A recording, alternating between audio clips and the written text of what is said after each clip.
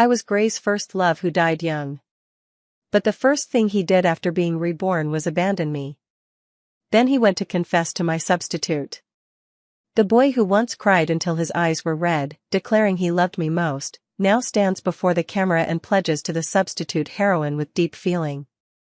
My loving you has never had anything to do with anyone else. Later, on the day I agreed to the confession of the unattainable Takan, Gray beside me lost his composure and crushed the wineglass in his hand. They all said that night Gray went mad. When I accidentally fell off the stage, everyone gathered around. Only Gray walked away alone. I rarely had the chance to see Gray's back, because he had truly loved me once. So every time the one who turned away first was me. I clenched the wrist of the person beside me through a pain that pierced to the bone and said before I blacked out, "Please arrange a full-body checkup for me." According to the plot, I should die of stomach cancer a year later. Then I'd become Gray's early love who died too soon, the one he loved but could not have. But now the plot has changed. Seeing Gray's resolute yet guilty look as he left, I knew I wasn't the only one who had been reborn. It was obvious whom he was turning away to go find. The male lead, reborn, realizes his own feelings and is determined to find a stand-in heroine to show his love. Their tangled love and hate no longer need a first love to play the part. But those chemotherapy sessions hurt so much. I really don't want to die all over again. I was unconscious for a whole day. The doctor said my body is very healthy. Apart from some gastritis. My calf was in a cast. Awkward though it was, lying on the pristine hospital bed I felt utterly at ease. During the days I spent propped up in the hospital, many classmates and friends came to visit. But Gray never came even once. In fact, in my previous life I also fell off the stage during rehearsal. Unlike now, in that life Gray kept vigil at my bedside for 3 days and 3 nights. He loved me deeply then, yet when he saw the cast on my leg he forced down his fury, finally pressing his lips together until his eyes reddened. That was probably when he loved me the most. A week after returning to school, I was leaning on crutches when I unexpectedly stumbled upon that grand confession.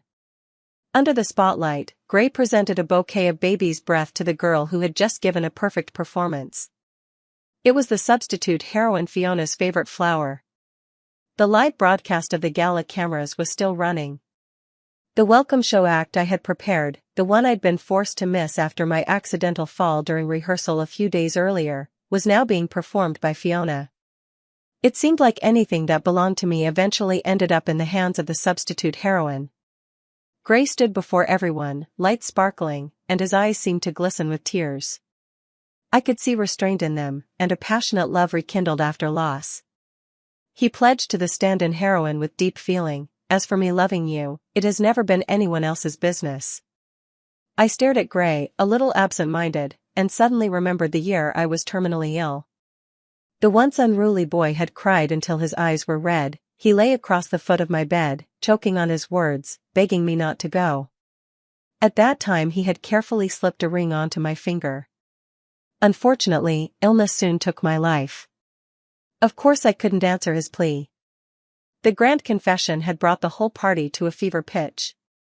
Fiona blushed, taking the baby's breath Gray held with shy, downcast eyes. They were a match made in heaven. A perfect union, a blessed pairing. Only Ryan strode onto the stage in a few strides, snatched that bouquet of white flowers, his knuckles cracking as he squeezed. He flung the flowers at Gray's feet, the scattering petals fanned across the floor. "Are you worthy of Ashley?"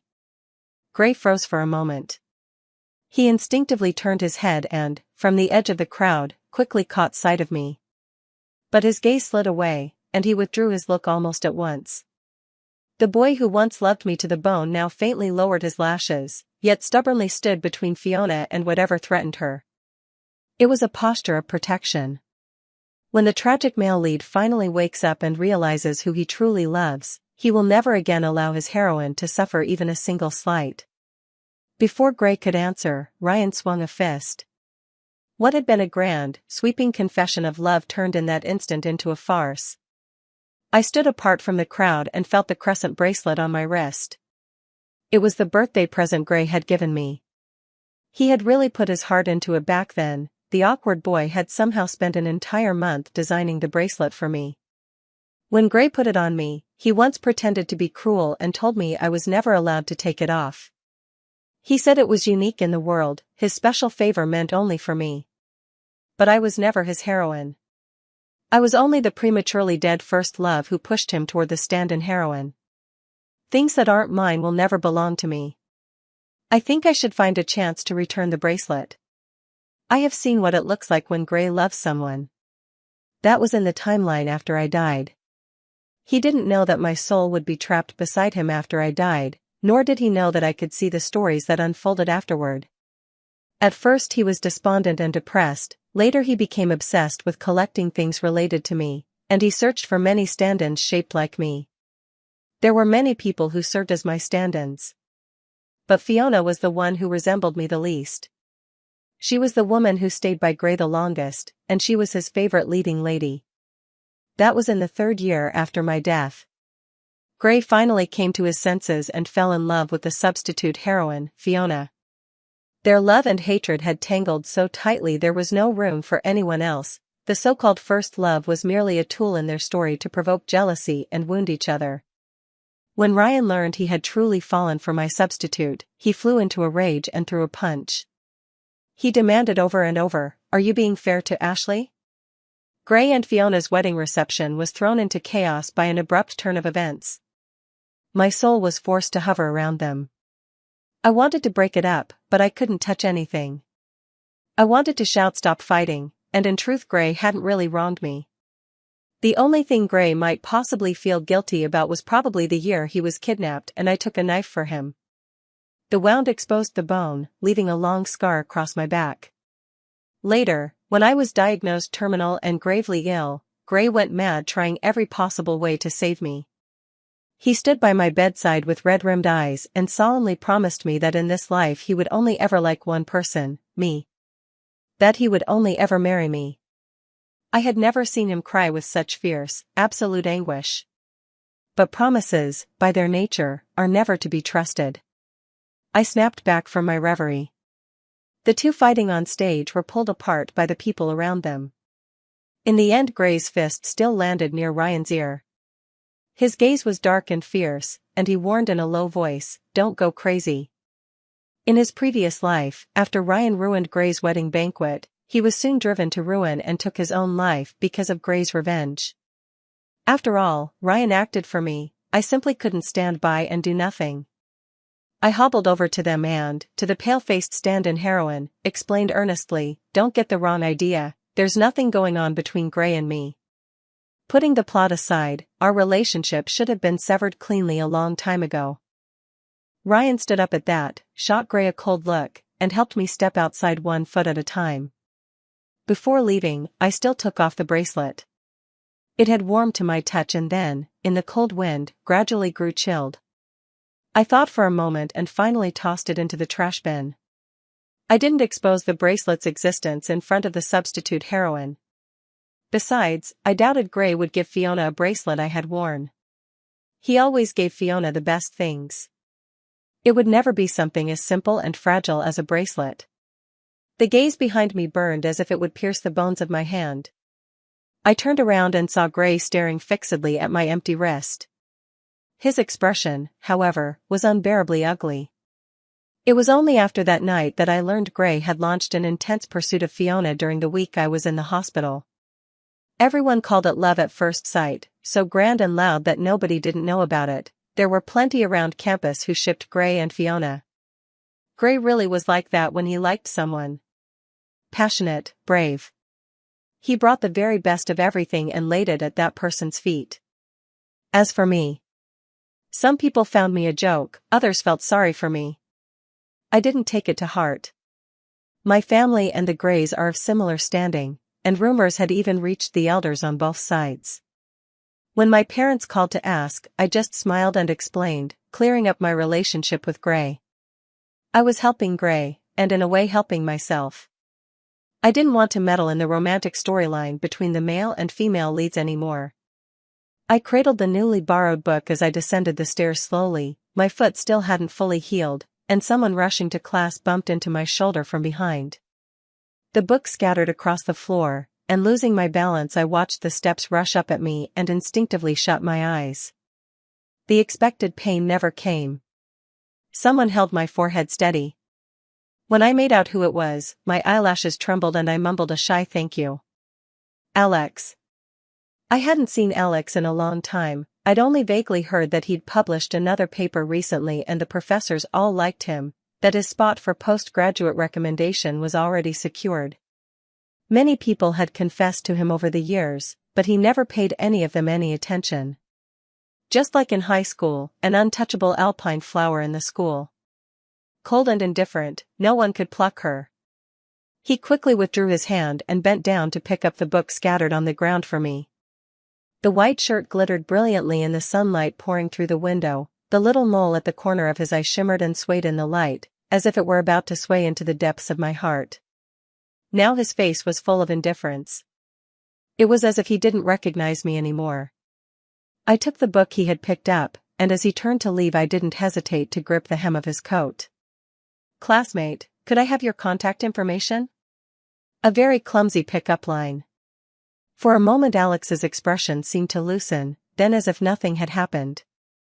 He kept his gaze lowered, his voice soft but each word deliberate and clear. "Ashley, are you trying to play me again?"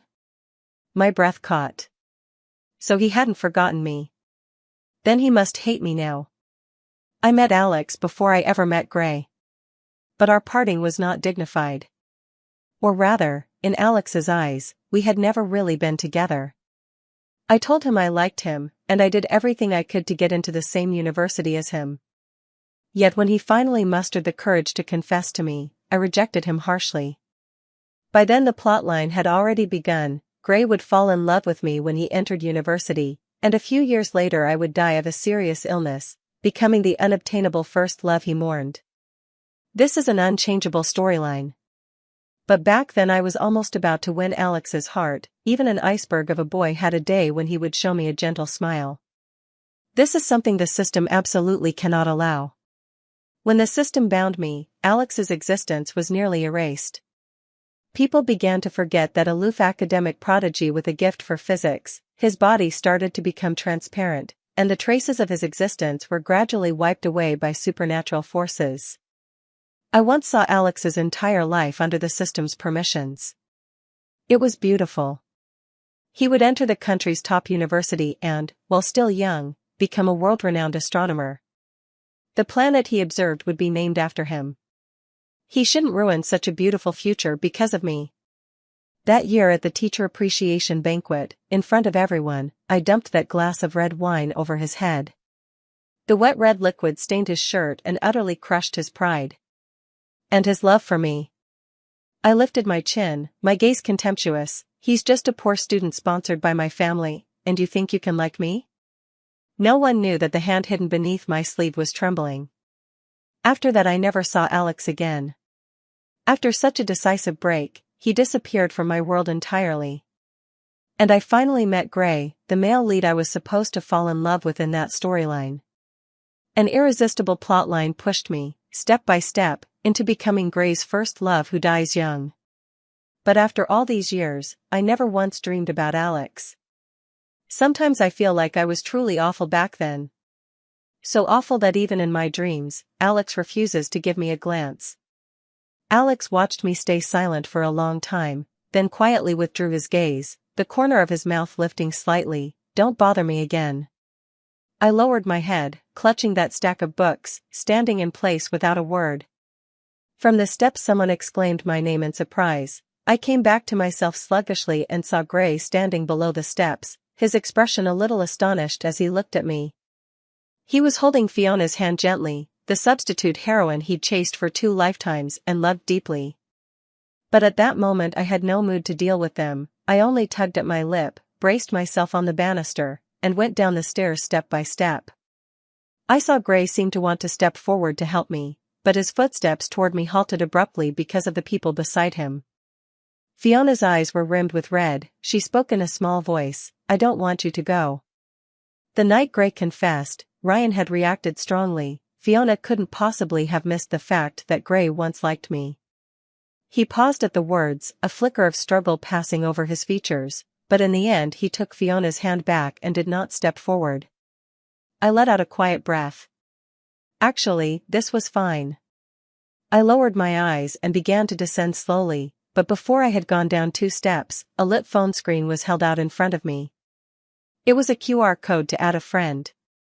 The rumored aloof, hard-to-reach high mountain flower effortlessly reclaimed that stack of heavy books from my arms. He stood in front of me, completely cutting off Gray's line of sight toward me. "You said you wanted my contact info?" Alex raised an eyebrow. "Concise, scan it." My heart skipped half a beat. I stood there staring at him in a daze. Even the fingertips pinching my phone were faintly warm. Gray at the foot of the steps seemed to finally sense something wrong. He pulled his hand free from Fiona's, and in 2 or 3 strides he was standing in front of me. He, too, finally saw Alex's face. Actually, Gray and Alex didn't look that much alike. Only the small mole at the corner of the eye gave their gestures and movements a few notes of similarity. Gray clenched his palm, and in a low, startled voice asked, "Who is he?" But Gray soon provided me with an explanation. He relaxed his expression and tugged at the corner of his mouth. "You're looking for my double?" Gray's gaze shifted down, falling on my blank wrist, his look shadowed and inscrutable. He seemed to have always cared about that bracelet. At that moment Alex turned his face slightly, holding the stack of books. His profile looked a little distant. His voice carried a hint of mockery, the tail of his words riding upward. "Ashley, am I the substitute?" I felt like my heart was about to stop. Under his cool, piercing gaze, I sighed and denied it. "No. An old classmate." Gray's expression loosened for a moment. His eyes fell back onto Alex's face, studying him bit by bit. It was as if something had dawned on him. His face quickly drained of color. Fiona grabbed Gray's hand at that moment.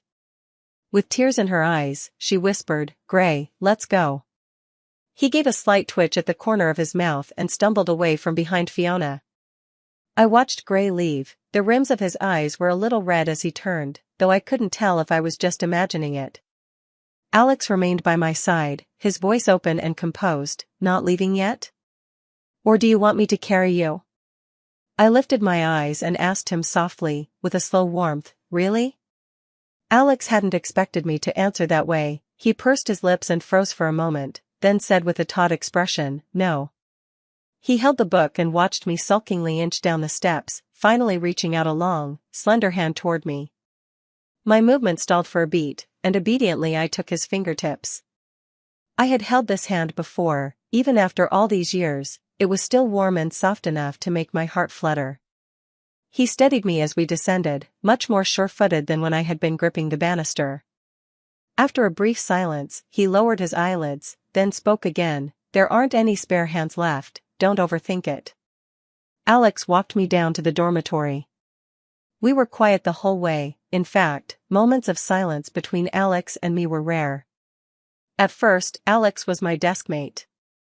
Back then he always sat on the throne of first place, refined and aloof.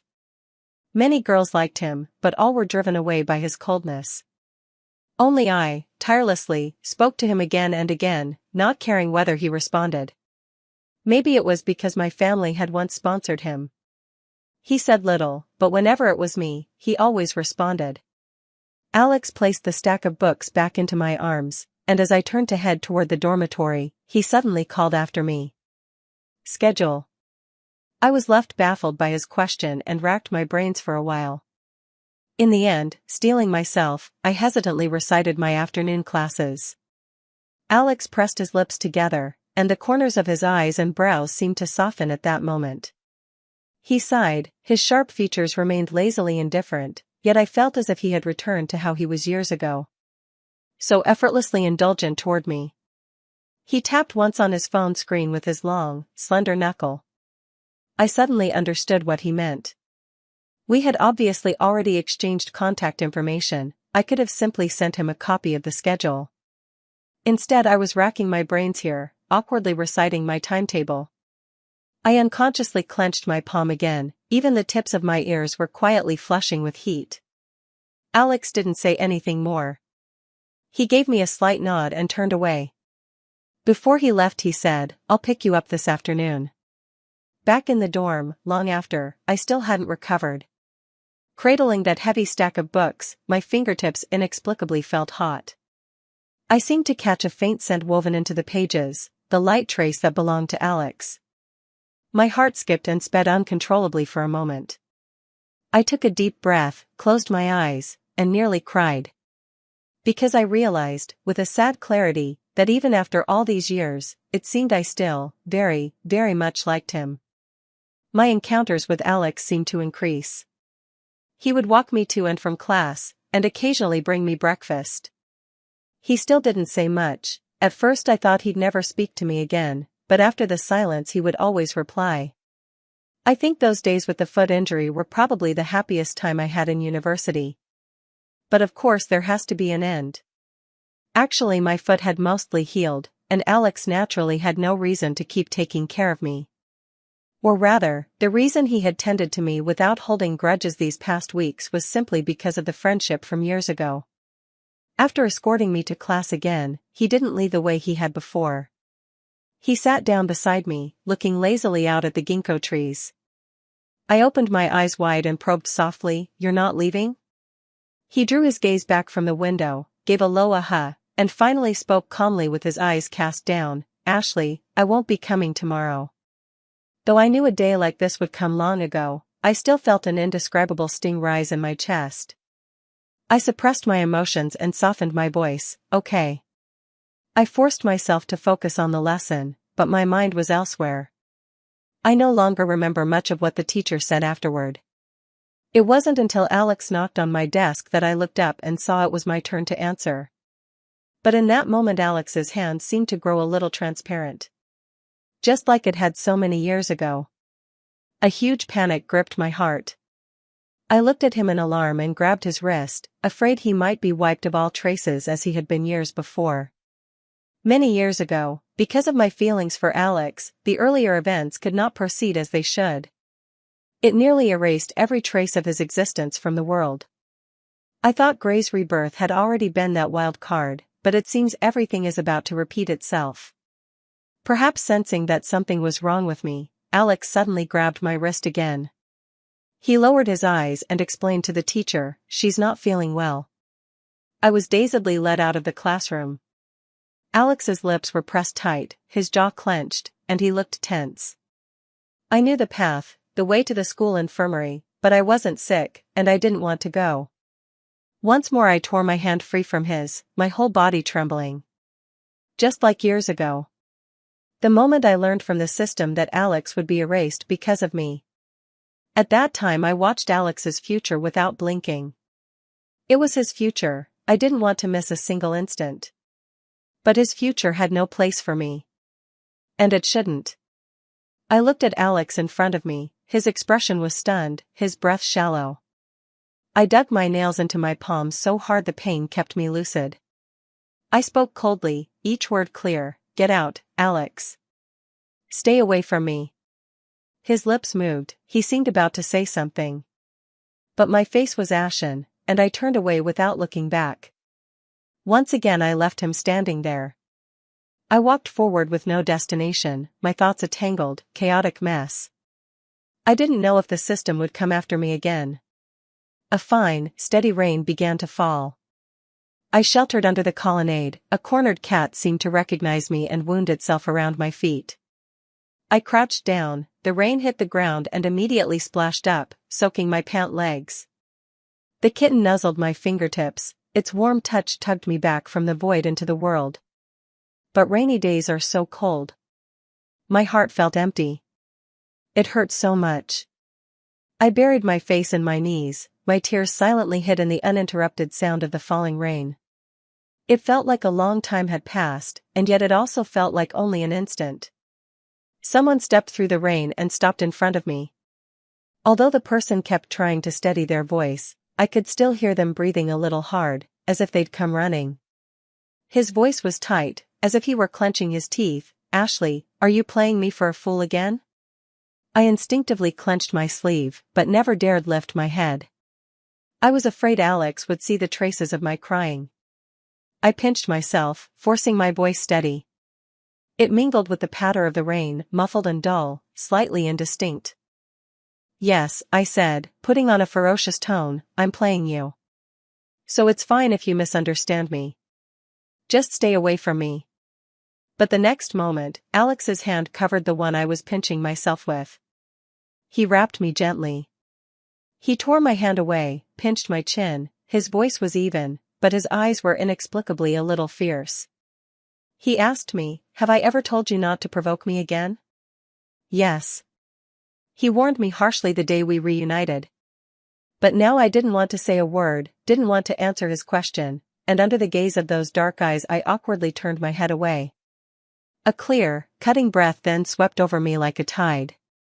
Alex rested his forehead against my shoulder, his eyes half lowered. He gave a self-mocking laugh, his voice tired. "Sometimes I wonder how you could be so merciless. The one who treated me like a fool and toyed with me over and over, wasn't that you?" He sounded puzzled. "So, what are you crying about?" The abandoned kitten wasn't frightened away by Alex's sudden appearance. It was wary by nature. I fed it for a long time before it would reluctantly come near me. But now it pressed up against Alex's feet with endless affection, mewing obediently at him. Alex had fed this cat too. But I had never once met Alex. In that moment, my heart grew strangely calm. The tears were burning. I forced them back and, awkwardly, said, "Don't come near me. You'll disappear. I've seen it, your future is beautiful."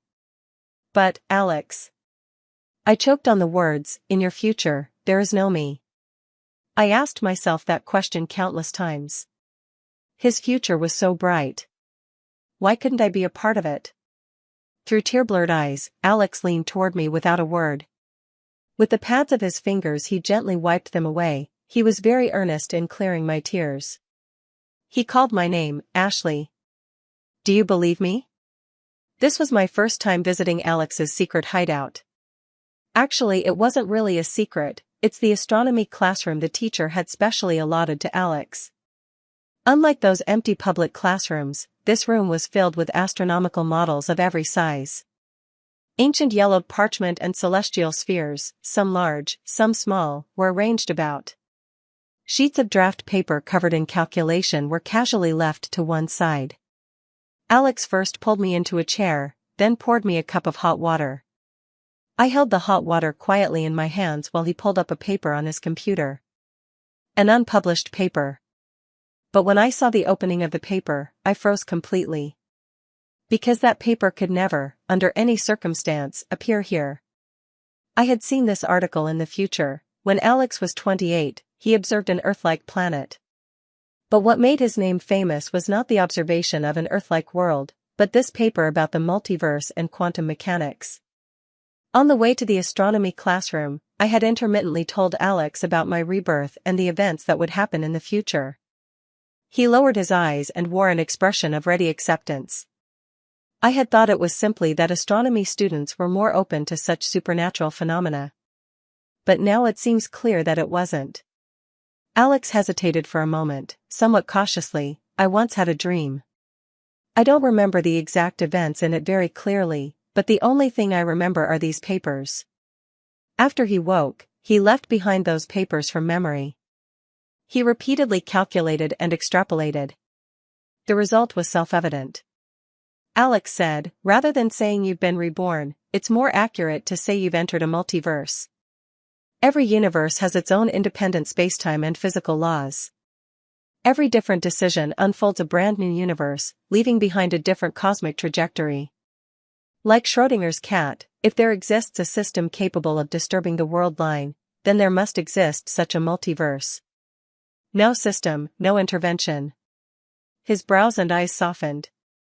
"You will be safe and sound, live to a ripe old age." My breathing grew a little erratic, my heart pounding fast, as if something was about to burst forth. But I suddenly remembered his hands in class beginning to grow transparent. My fevered heart cooled back into silence. I turned my head and lowered my eyes. But you're the same as back then, you've started to become transparent.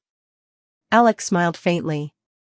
He answered a different question from the one asked, his brows arching. Do you like me? A very blunt question. If it had been asked before, I probably would have blushed all the way to the base of my neck.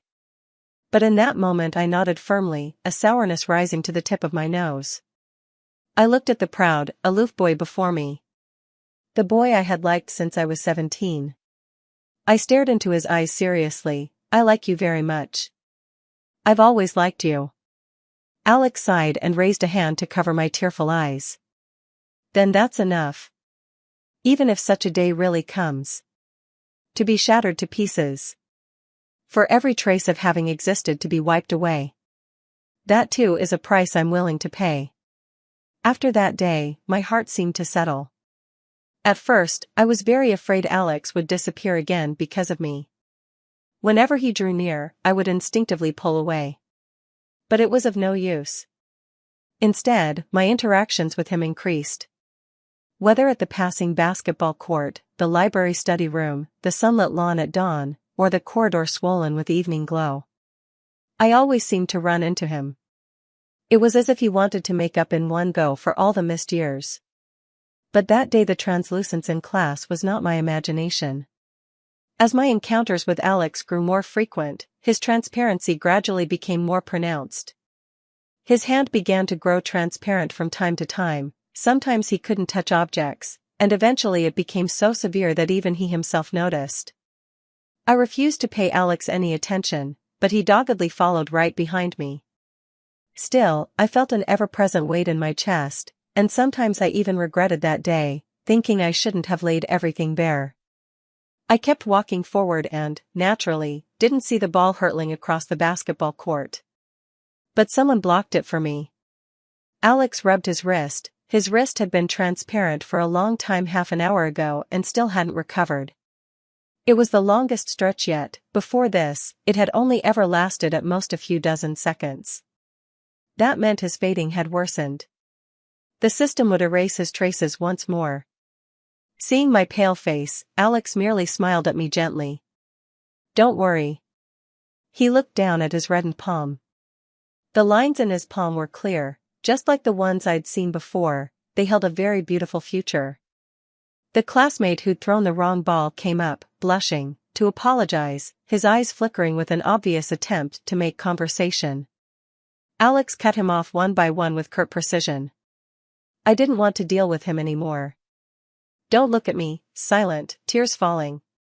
Alex, however, reached up and smoothed the hair the wind had mussed, smiling with his eyes as he looked at me.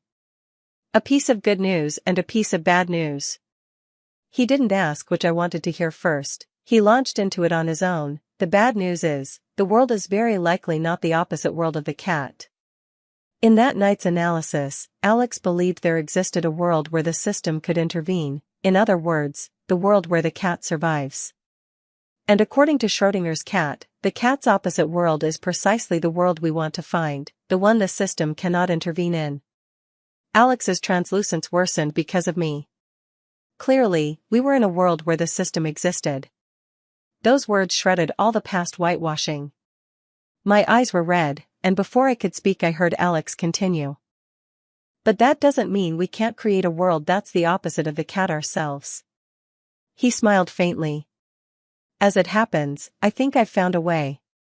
Alex topped the campus's recent hot topic list with 3 high-quality academic papers. All were accepted by leading astronomy journals. He had always been gifted, otherwise his advisor wouldn't have approved a separate astronomy lab for him. I had some impression of these papers too, they must have been from Alex's graduate research. But their content wasn't identical to the papers from my previous life. On top of the original work, he proposed new ideas that surpassed the earlier ones. They were enough to cause a stir both inside and outside the academic world.